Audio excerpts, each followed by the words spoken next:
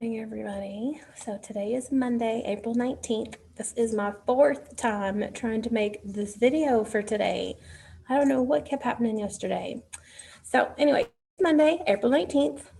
We have a pretty short lesson today, so I'm going to go ahead and get started. I've got a few videos that I have added into the lesson to review prefixes or just suffixes, sorry, not prefixes. Hold on one second. We are on lesson 26 today.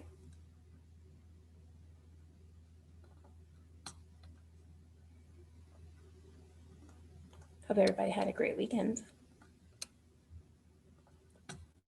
Fun stuff. The weather was beautiful on Sunday. Hope you got to enjoy it. All right, so we are on 26 in Unit 5. Our learning targets for today are I can alphabetize words, I can complete my comprehension assessment, and I can complete my grammar assessment.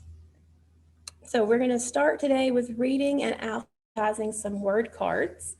And I have uploaded these onto the Google Drive for you to the Google Classroom assignment. If you have a printer and you want to print them out and practice with them, that's fine. If not, and you want to just do it here with me, that's fine also. I'm going to go ahead and switch my camera. And here we have our words. I'm going to move these so you can see them all. Okay, so we have uncle, camel, wrestle, little, education, gravel, fiddle, bubble, open, dabble, vacation, nickel, puddle, middle, huddle, question, apple, round, table, simple, and jungle. So we are going to put these in A, B, C order. All right, so you ready? So we need to do the first letter of the alphabet, which is A. Do you see any words that start with A? I see the word apple. All right, what comes after A? B. Do you see any words that start with B? I see the word bubble. Okay, what comes after B? C. Do you see any words that start with the letter C? Yeah, the word camel. All right, and after C is the letter D. We have one word that starts with the letter D. So we have A, B, C, D. What comes next? Oh, E right there. So we have A, B, C, D, E, F, the word fiddle. All right, what comes after the letter F? G, the letter G. All right, so we have A, B, C, D, E, F, G, H, A, B, C, D, E, F, G, H, I. We don't have any words that start with I. What comes after I? J. All right. A, B, C, D, E, F, G, H, I, J, K. Do we have any K words? I don't see any words that start with K. What comes after K? A, B, C, D, E, F, G, H, I, J, K, L. Here's the tricky part of the alphabet, the part everybody runs through. We have A, B, C, D, E, F, G, H, I, J, K, L, M, N, O, P. A, B, C, D, E, F, G, H, I, J, K, L, M, N, O, P, Q, R, S, T, U, V, W, X, Y, and Z. Can you see that? A, B, C, D, E, F, G, H, I, J, K, L, M, N, O, P, Q, R, S, T, U, V, W, X, Y, and Z. Now I know my ABCs. Next time, won't you sing with me?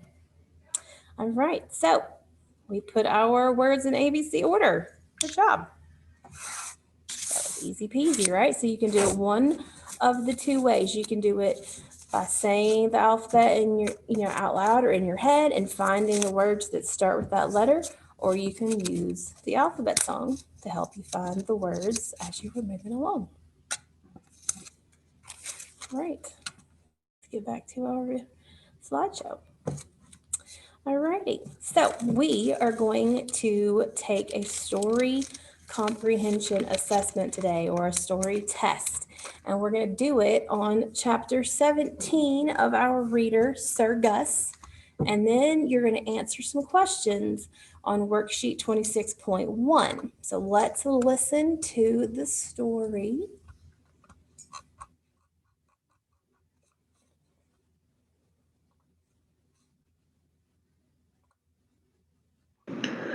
Hello, everybody. So we are in our reader, Sir Gus, for Unit 5, and today we are reading Chapter 17, Marching Orders. Marching Orders. The next morning, the knight known as Sir Doug arrived at the palace. He found Sir Gus in the king's kitchen cooking eggs and bacon. "Good morning," said a cheery Sir Gus. "Sir Gus," cried Sir Doug, "Sir Tom and Sir Ed need your help." "They do?" said Sir Gus, who was beginning to suspect that there would be no time to eat breakfast. "Yes," replied Sir Doug. "Their sudden night attack in the fields of the west did not go well. They were engaged in fierce fighting with the Black Knight. They have battled all night. They sent me to beg you to come with the rest of the army and save them. Sir Gus, the rest of the army is waiting your command." "Yes, indeed, my command," replying Sir Gus, knowing that he must go at once. "Go and saddle the horses. We will ride at once." A little while later, Sir Gus appeared in front of the king's palace. He was dressed for battle and holding the map Sir Tom had given him. "My friends," Sir Gus announced, "we will ride south until we get to the old stone bridge. Then we will use the bridge to cross the Misty River and enter King Henry's kingdom." Sir Doug and the rest of the men looked puzzled. "But, Sir Gus," said Sir Doug, "the old stone bridge is north of here, not south." "It is?" said Sir Gus. "Then we will ride north." "Very well," said Sir Doug. "But if you don't mind my asking, Sir Gus, why should we ride all the way up to the old stone bridge? That will take us 10 miles away from the fighting. Sir Ed and Sir Tom need us. Would it not be better to take the quickest way? The battle is just west of here. If we ride west to the river, we can dismount and walk our horses across the river." "It is too dangerous," Sir Gus said. What Sir Gus did not tell them was that he did not know how to swim and was frightened to cross the river on foot. And that was the real reason why Sir Gus and his men rode north.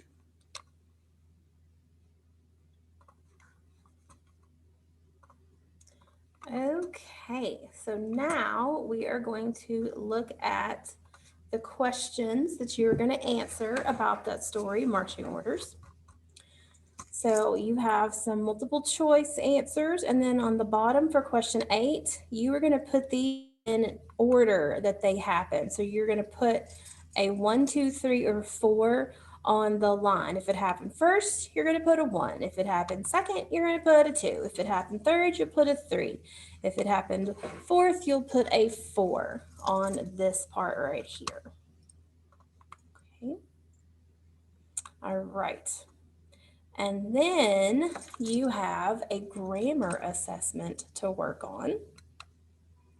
So the first part says write the following correctly. Okay, so you have some names and titles and dates and addresses and proper nouns that need to be corrected. And if you look over here in the parentheses, it tells you how many corrections need to be made for that one. Okay, like number 1 has 4 corrections. Number 2 has 4 corrections. Number 3 has 2 corrections. But look, number 4 has 7. Okay, so make sure you're paying attention to how many corrections it says you need to make. For 6 through 10, write the word that means more than one. So you're going to make that singular noun that's written into a plural noun. So if you have one mouse in your basement, how do you say if you have more than one mouse? If you have 2, so you would write the plural noun on the line. For 11 through 15, it says circle the nouns, and then I don't want you to draw an arrow. I want you to put a box on the adjective, okay? Put a box on the adjective. And then put a wiggly line under the verb in each sentence. And just try your best on that one, okay? 16 through 20, I want you to circle the subject and put a line under the predicate, okay? So their example, Ted rode his bike and played ball. So Ted is the subject, rode his bike and played ball is the predicate. You know, while I'm doing this, I'm going to change this.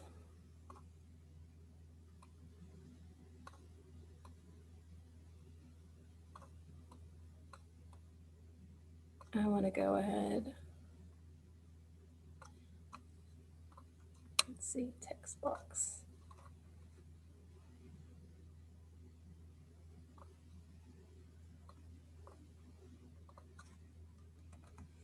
All right, so you are going to circle the noun, put a rectangle around the adjective,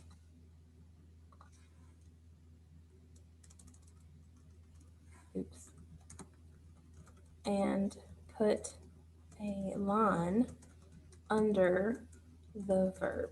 It doesn't have to be a squiggly line, it can just be a line, okay?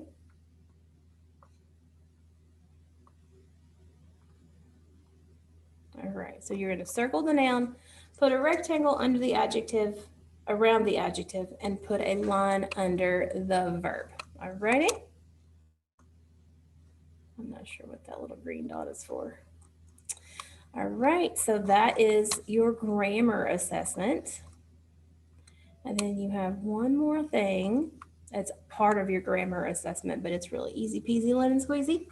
So you have 10 sentences. You're going to circle the correct tense. So if it happened in the past, you'll circle past. If it happened in the present, you'll circle present. If it happened in the future, you'll circle future. So remember, the future and the past are easy to identify because the past verbs end with ed, and future verbs always have what word in front of it? Will. Yes. Okay. Make sure I save that. All righty. And so that is actually the end of our actual lesson. Our learning targets were I can alphabetize words, I can complete my comprehension assessment, and I can complete my grammar assessment, which you are going to do here shortly on your own. What we're going to do right now, though, is we are going to watch a couple of videos on suffixes because you have some work to do today on a suffix. Oh, there's a commercial for Prodigy. Some of you play Prodigy. All right. Hello, I'm Detective Scott. Detectives look for clues to solve puzzles. Did you know that readers and writers also look for clues? When we do this, we become word detectives. Words have clues that can help us figure out their meanings. Suffixes are parts of words that come at the end of a word. Sometimes suffixes have meaning and can change the meaning of an entire word. Today, we are going to explore the suffix full. Can you figure out what this suffix might mean from these two examples? Marco admired the colorful rainbow. It was full of color. Marco was joyful when his soccer team won the game. He was full of joy. Add the suffix full to a root word, we build a whole new word. Let's explore this together. So, word detectives, what do you think the suffix full might mean? If you said full of, you figured it out, detective. Full is a suffix. It attaches to the end of root words and it means full of.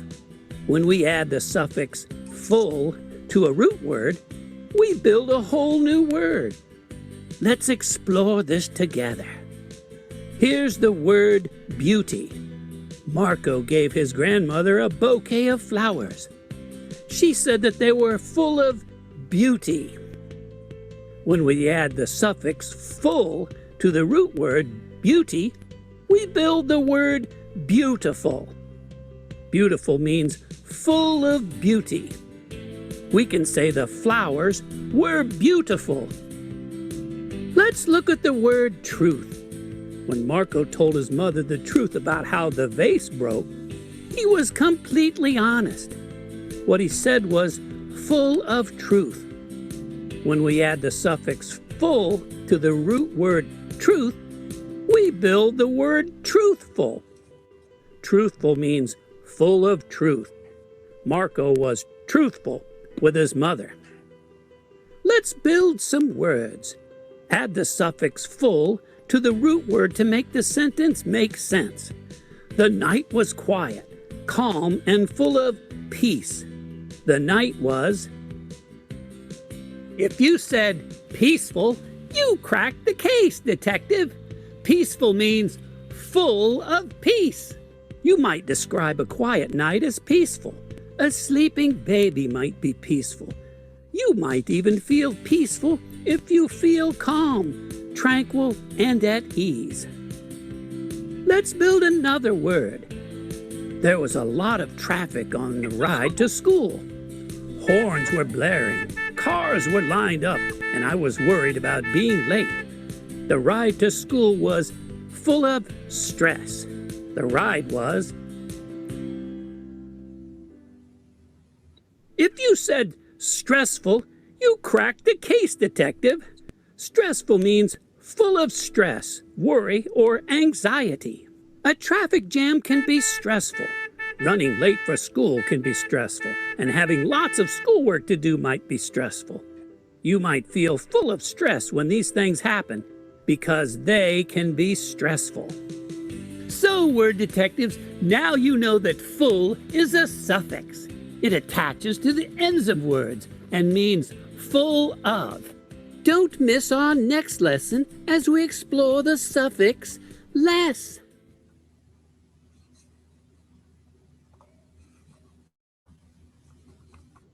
Hello, I'm Detective Scott. Detectives look for clues to solve puzzles. Did you know that readers and writers also look for clues? When we do this, we become word detectives. Words have clues that can help us figure out their meanings. Suffixes are parts of words that come at the end of a word. Sometimes suffixes have meaning and can change the meaning of an entire word. Today, we are going to explore the suffix less. Can you figure out what this suffix might mean from these two examples? Marco could not see the gas because it was colorless. The gas was without color. Marco was joyless when his soccer team lost the game. He was without joy. So, word detectives, what do you think the suffix less might mean? If you said without, You figured it out! Less is a suffix. It attaches to the end of root words and it means without. When we add the suffix less to a root word, we build a new word. Let's explore this together. Marco was tired, panting, and without breath. After he ran the long race, Marco was blank. If you said breathless, you cracked the case, detective. Breathless means without breath. You might feel breathless after you run a race. You might also feel breathless if you get a surprise. You might feel breathless if your mom or dad surprise you with a new puppy or a kitten. You feel so astonished, you are breathless, without breath. Let's try another one. Marco tossed and turned all night. He could not fall asleep. Marco spent the whole night without sleep. Marco spent a blank night. If you said sleepless, you cracked the case, detective. Sleepless means without sleep. You might have a sleepless night if you can't get any rest. You might feel exhausted after a sleepless night. A night without sleep. Don't miss our next lesson as we explore how the suffixes full and less make words that are antonyms. All right, so that is some information about suffixes. You are going to do some work today on suffixes. Now remember, suffixes go at the end of a word. I want to show you your work for today on suffixes. It's assignment part 2. Okay. Let me share the screen now. All right, so if you go to Phonics Week 5, which is this week, it says Monday Grammar is part 2. Looks like somebody turned it in already. So it means suffixes less and full. The suffix less means without. The suffix full means to be full of. The example is to be full of joy, which is joyful. So you're going to use your text box to type the new word here, okay? To be full of hope means to be hopeful. Good. So you're going to do that with those 6 words. And then on the bottom, you have a suffix sort. There's 3 columns. The first column, you're going to put the words that have the suffix less. The middle column, you're going to put the words that don't have a suffix at all. It's just the base word.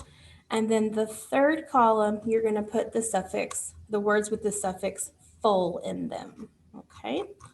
And I don't know why there's a third page. There shouldn't be a third page. So there's just the 2 pages. So that's what you're going to work on today for grammar assignment part 2. So you do have a little work to do today. You have that one. You have the regular grammar assignment, which is lessons 9 and 10 on contractions and time order words. And you have your phonics assessment, which is the story. You're going to listen to the story marching orders again, and then you have those 3 phonics worksheets. And don't forget to do your Amplify for this week. Amplify and Epic. 100 minutes of Epic and 60 minutes of Amplify every week. All right. So that's all for you today. I hope you guys have a great day. I hope it stops raining and it's not gloomy and you can go outside and have some recess time later. Okay. So I'll talk to you. Have a great day. Bye.